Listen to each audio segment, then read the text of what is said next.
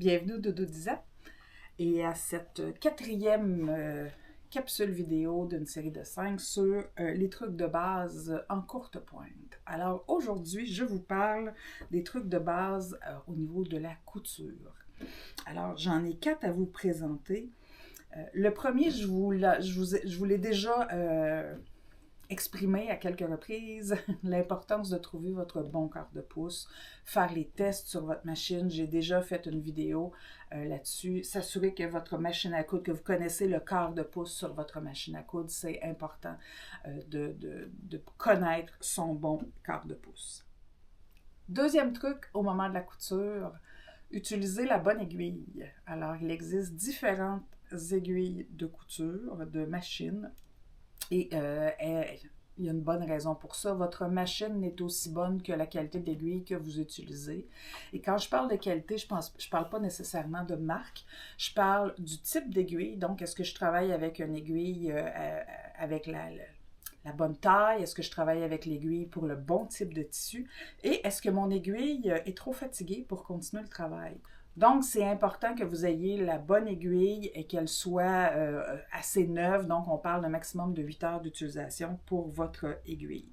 Autre truc au niveau de la couture, faire toujours un bloc de pratique. Ce bloc de pratique-là va vous permettre de voir si le format du bloc, on vous demande de faire un triangle demi-carré de 4 pouces et demi. Si je suis les mesures, est-ce que mon triangle demi-carré fait bien 4 pouces et demi? Si j'ai de la difficulté à ce moment-là, ben, comment je peux m'ajuster? J'aime mieux m'ajuster sur un bloc de pratique que sur mon bon tissu.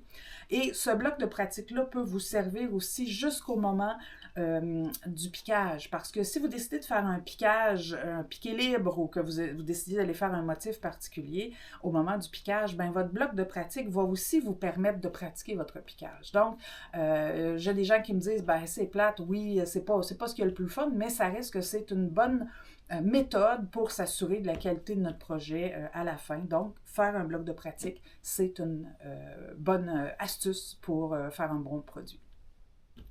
Dernier truc pour la couture. Alors, ça va concerner la bande de finition, qu'on appelle aussi le billet, tout le tour de notre courte pointe. Ça fait plusieurs heures, sinon jours, qu'on travaille sur notre courte pointe. On a monté nos blocs, on a fait notre montage, on a travaillé la mise en sandwich, on a fait notre piquage. Bref, il ne nous reste que la bande de finition. Ça pourrait être tentant de finir ça rapidement, de se dire « il me reste juste la bande de finition ». La bande de finition en soi exige de la précision. C'est un travail qui demande de la constance, qui demande du travail vraiment précis. Alors moi, je vous recommande vraiment la bande de finition. Il est rendu 6h30 ce soir. J'ai terminé mon projet. Il me reste que ça à faire. Je donne une dernière petite heure.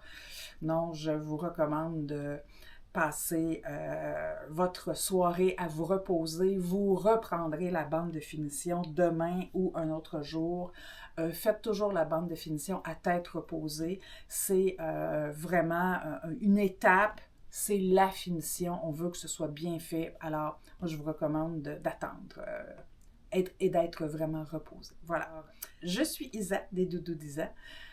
Venez me voir à l'atelier boutique 123-35 Boulevard des Forges à Trois-Rivières. Ça me fera plaisir de partager avec vous vos projets, vos idées sur la courte pointe. Et puis si ce n'est pas déjà fait, abonnez-vous à nos médias sociaux sur YouTube et sur Facebook.